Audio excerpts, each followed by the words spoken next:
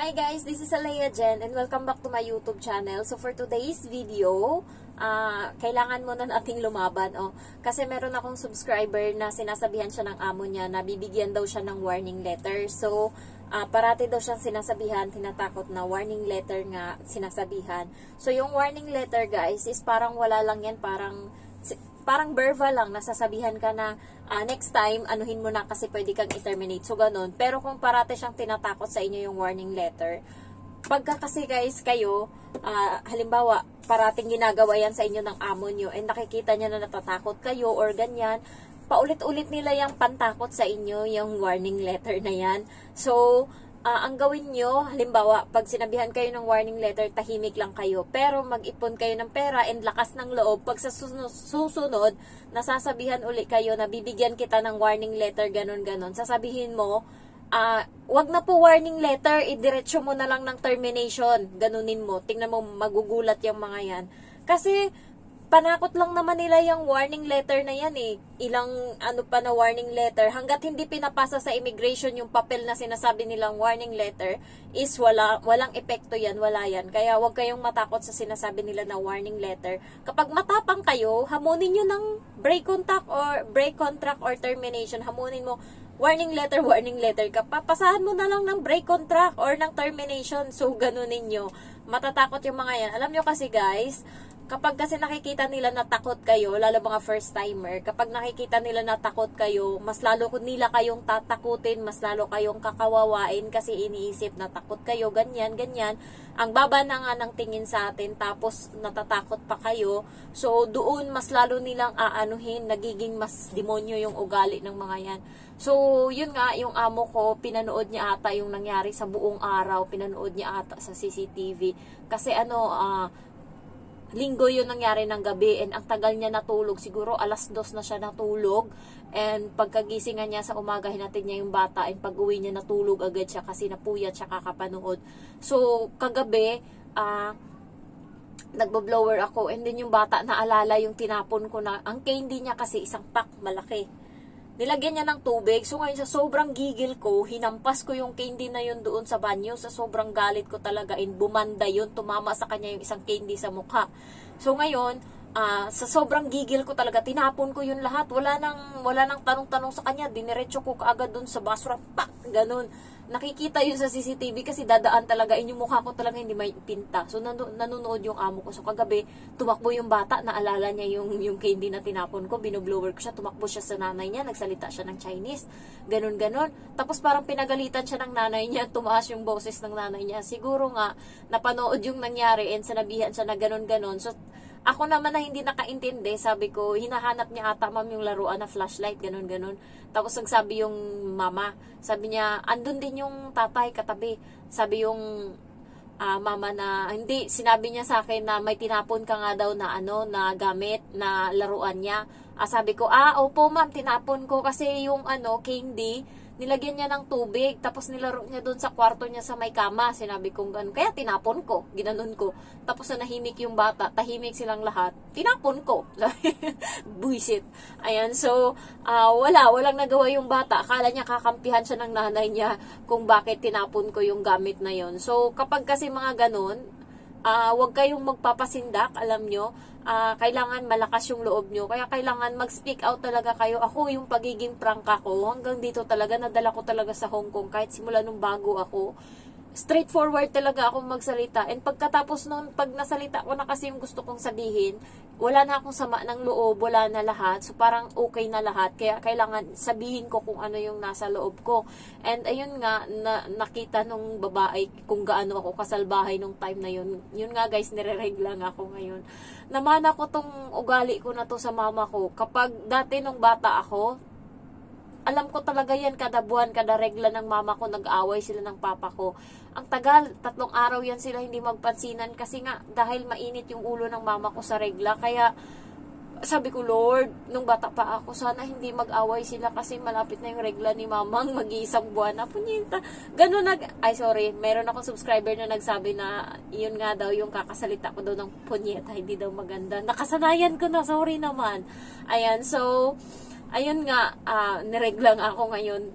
dala talaga ng init ng ulo ko. Parang ang init-init talaga na parang gusto mo sa sobrang inis mo, sa sobrang galit mo, gusto mo nang umiyak kasi gusto mo magbasag, gusto ko manuntok gano'n sa sobrang galit ko talaga nung araw na yun. And then ayun nga, binabantayan na siya parati ng mama niya kasi baka magsampu ka na talaga kaming dalawa kasi nga hindi na din ako nagpapatalo sa bata. So parati na kaming nag-aaway and kasi yung mga gawain niya dati na hindi maganda, tinotolerate ko nung bago ako. Pinapabayaan ko lang siya na gawin. Dati binabasa ako ng tubig, okay lang sa akin. Ngayon, tinutulak ko na. Pag nakita kong tinutulak ko na talaga yan. Pagka ganyan, pak! Bakit mo ko babasain? Ginaganon ko talaga, bahala ka dyan. Pero, kasi hindi na maganda yung ugali. And lumalaki na siya hanggat hindi mo natuturuan ng tama yan. Nagiging salbahay yan. Kaya inuunti-unti ko siyang turuan kasi nakakahiya yung ugali niya kahit yung mama niya nahihiya sa ginagawa niya. Kaya kayo guys, kung nasa tama naman kayo, huwag kayong matakot na magsalita kasi naramdaman ng amo ko yung halaga ko nung time na sinabihan ko talaga yung bata. Ang lakas talaga ng boses ko dito sa sabi ko talaga sa kanya, nasa harap mismo kami ng CCTV, inaayusan ko siya. Sabi ko, pagka ganto ng ganto ginagawa mo, uuwi ako ng Pilipinas. Sabi ko sa kanya, bakit ako magtitiis dito? Ang ganda-ganda ng buhay ko doon. Ginanon ko talaga. Sobrang galit ko talaga. And mataas yung, malaki na nga yung boses ko. Nung time na yun, galit pa ako. Mas malaki talaga yung boses ko. Sabi ko, ba't ako magtitiis dito? Sabi ko, ganun talaga. And then yung bata, nagsusorry nung time na yun, nung kaming dalawa. Sabi ko, kahit na magsorry ka, hindi yun nakakatuwa. Ginanon ko talaga. Tapos, napanood ng nanay yun lahat, alam ko. Pero wala siyang salita, wala siya. Kasi, tama naman kasi yung ginawa ko, napakasalbahay na talaga ng bata. And pag okay naman yung bata, okay din naman ako. Halimbawa, nagsusulat siya, tapos may gusto siyang spelling na mali. So, tinuturuan ko siya. Nagtuturo din ako sa kanya para matuto siya sa mga spelling, ganyan. Kaya nagiging matalino siya. Yun nga lang yung ugali niya, hindi nakakatuwa minsan. Kaya, yun, huwag kayong matakot guys sa warning letter na yan. Sabihin nyo sa kanila kapag matapang na kayo, sabihin mo, bakit magbo-warning letter ka pa? Kung gusto mo, i-terminate mo na agad. Pag ako yan, ganunin ko yan. Yung amo ko nga kahapon, nagtanong siya sa akin kung ano daw gagawin ko sa Chinese New Year. Sabi ko, pinag-iisipan ko kung magpapadala ako ng package sa Pinas or pera. Sabi niya, pwedeng both. Parang inaano niya ako kasi narinig niya nga ako dito nakausap yung boyfriend ko. Sinasabi ko nga na, yun nga, gusto ko na umalis dito, ganun-ganun. So, naririnig niya. So, sabi ko, wag muna ma'am, bahay muna yung tapusin ko. Sabi niya kasi, chocolate. Padalan mo ng chocolate. Sabi ko, hindi muna, bahay muna, tapusin ko muna yung bahay. Parang nililihis niya ako ng road para matagal pa ako dito. Kasi, baka sa susunod na 10 ka namin ng bata, hindi ko na talaga matiis. Baka mag-break contract ako. Kasi, ganun na ganun yung mga previous na mga na trabahuan ko guys. Yung unang trabaho ko nung 16 years old ako, nag-away lang din kami ng amo ko nun. Yung trabaho ko naman nun is sa palengke, pero nagluluto din ako. And then, linis-linis lang konti, pero nandun talaga ako sa tindahan ng mga damit parati. So, nag-away kami, parang pinagsabihan niya lang ako, tas tahimik lang ako nun. Pero nung hapon na ligpitan na, sinabi ko sa kanya na hindi na ako magtatrabaho, uuwi na ako sa amin. Tas sabi niya, napagsabihan ka lang, sumama na kaagad yung loob mo. Pero buo na talaga yung desisyon ko, so umuwi talaga ako sa amin. And ayun, kumuha ako ng ticket, kasi may sahod naman ako nun. Kumuha ako ng ticket papuntang Manila. So, pangalawang amo ko doon sa kantin, sa karinderya sa Quezon City. Ayun din, ayun naman, talagang nagwala talaga ako sa galit. Kasi linggo yun, Sabado-Linggo yung day off ko. Linggo yun, gusto niyang pagtrabahuin ako, wala namang bayad. Sama daw ako sa palengke, samahan ko daw siya. And sa Q-Mart kami mamamalengke. And isang buong linggo na pagkain yun or na karne yung bibilhin namin, lahat-lahat para sa buong linggo. So, ang dami, and then ang bigat. So, nainis talaga ako, bakit parating ako. Okay lang yung 1-2 beses, pero mga 10 beses niya nang ginagawa sa akin yan. So, sabi ng kapatid ko sa akin, Day, baba ka daw, Day, kasi pupunta daw kayo ni ate ni sa palengke. Ay, talagang nagwala talaga ako sa taas. Kasi, up and down yung bahay. Sa baba sila nakatira. And then, yung sahig sa ano nila is plywood lang. So, naririnig kami sa taas. Kasi nangungupahan kami sa kanila, may 4 na kwarto sa taas and sa baba sila lahat yung nakatira, mag-asawa tas isang anak. Sabi niya, "Day, baba ka daw, Day, kay mamalengke daw kayo ni Ate Nes." Ay, sa sobrang galit ko talaga, sinipa ako talaga yung maleta ko. Nandyan din yung kuya ko, nagwala talaga ako sa loob ng kwarto. Yung umiiyak ako, tas sipa ako ng sipa ng mga gamit doon sa sobrang galit ko talaga. Tapos nagmumura ako. Sabi, putang ina! Day off ko ngayon, walang bayad. Bakit sasama ako sa palengke? Gumaganon talaga ako. Tapos siguro mga 20 minutes, yung kuya ko parang hindi ako mapakalma. Sabi niya sa akin, "Bumaba ka na doon. Sabihin mo last mo na to napunta doon sa palengke, hindi ka nasasama uli." Pagbaba ko, maga na yung mata ko. And then nandun ako, "Tara na." Sabi kong ganun doon sa amo ko. And then pagkatapos noon, hindi na ako edi natapos na yung pamalengke. Pag uwi, sabi ko, "Te, hindi na ako papasok kinabukasan, te." Sabi ko ganun, "Dito muna ako sa bahay, pahinga muna ako." Ginanon ko talaga, and hindi na ako pumasok. Pangatlo is kantin uli. Pero sa mga mall, guys, na trabaho ko, kasi pagkatapos ko nagkantin doon nung 17 to 18 years old ako, ako ng mall, nag-mall muna ako, and then umuwi akong probinsya. To sa pagbalik ko dito sa Manila, nag-karinderya uli ako, pero hindi na doon sa karinderya na dati kay Ate Nes, dito na sa isa kay Ate Russell, Ilongga. So tumagal ako dito mga 1 taon kasi naging head ako dito eh. Alam mo yung iniwanan niya yung karinderya, ako yung nag-manage. Kasi namatay yung mama niya. So, 1 buwan siya doon sa Iloilo. So, ako yung may hawak ng lahat ng pera, budget, lahat, pamalengke, lahat, soft drinks, bigas. Ako lahat yung may hawak. Alam mo yung proud na proud siya sa akin pagbalik kasi ang tubo ng pera, yung lang mismo, ginansya lang, is nasa 50,000 isang buwan. And then, kompleto kami lahat sa gamit, lahat nandyan, soft drinks, case, kanin, bigas, lahat.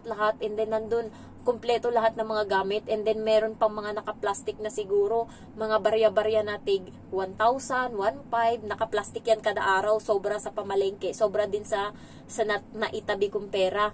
So, naipon niya lahat yun. Sabi niya sa akin, "Day, grabe, paano mo ginawa to?" Napaka-business minded ko talaga pag gano'n, napaka-ano ko sa pera. Nagugulat nga yan siya sa akin eh. Kaya, nung umalis ako, talagang hinabol niya ako na bumalik, pero hindi na talaga ako bumalik. Ayun naman, nag-away kami kasi parang mainit. Yan, may dugo din ako noon. Tapos parang sinaway niya ako, hindi ko lang alam, parang sinabihan niya ako kasi may kausap ako na customer and nagbibiruan kami and parang may sinabi siya na kwento ka lang niya ng kwento, gawin mo muna to. Parang uminit yung ulo ko. Kakapahinga ko nga lang eh. Alas 10 kasi yun ng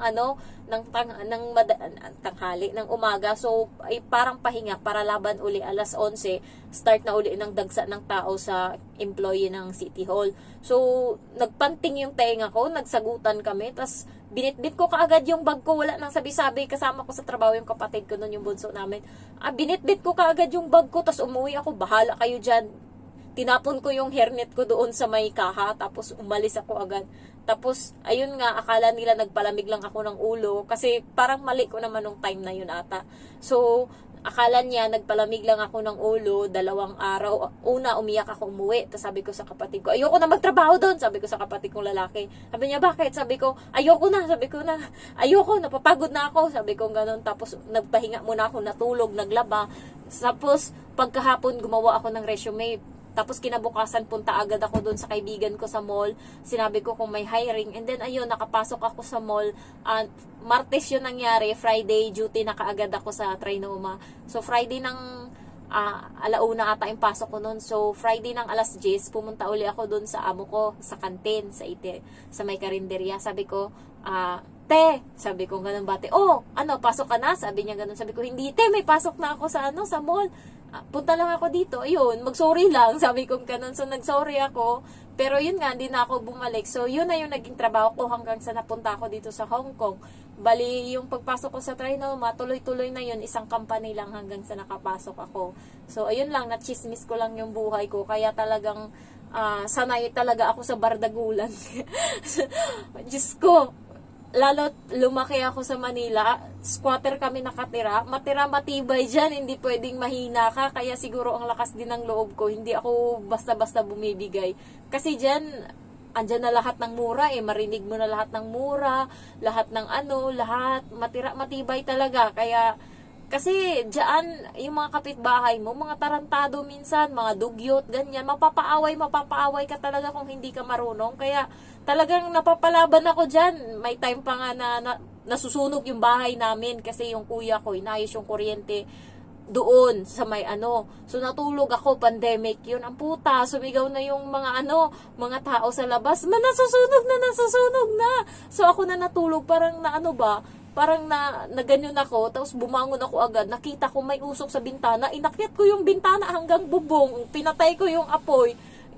Buti na lang kamo, nakita ko yung towel ko, basa-basa pa yun kasi kakatapos ko lang maligo. Ayun yung pinanghampas ko dun sa sa kuryente na nagliliyab. Ewan ko, nung pagkatapos ko na ginawa yun, tsaka na ako nanginig na yung parang natakot na ako kasi naakyat ko yung bubong sa ganito lang kaliit na 2x2, ng parang kahoy. Nakyat ko para lang mahampas yung yung apoy doon. So, ayun, na-share ko lang guys. Kaya kayo, tibayan na talaga yung loob nyo. Thank you for watching. Bye-bye.